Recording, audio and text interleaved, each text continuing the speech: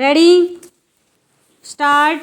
Sir, while speaking yesterday, I referred to the problem created for the Export Promotion Council by the quality of goods supplied which lacked both imagination and integrity. Stop. Therefore, not only have standards to be laid down, but some help has also to be given by way of backing properly to all those people who would also like to ask the Honorable Minister to clarify as to how he is going to lay down the standard for the goods. Stop.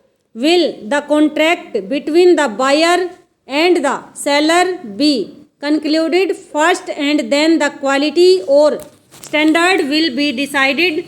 Stop. The question of price has to be settled, and we also know that the price varies according to the country that buys the articles. Stop. I think the House rightly laid emphasis on the desirability of fixing some standard for goods for the home market and also for our imports. Stop.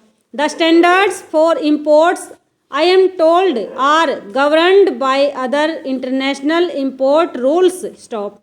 Those also must be varying according to the country of import. Stop.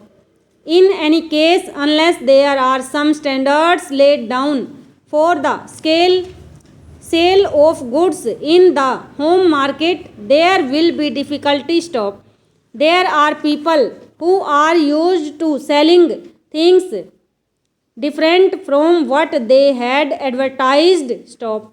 The thing advertised is something other than what is actually sold.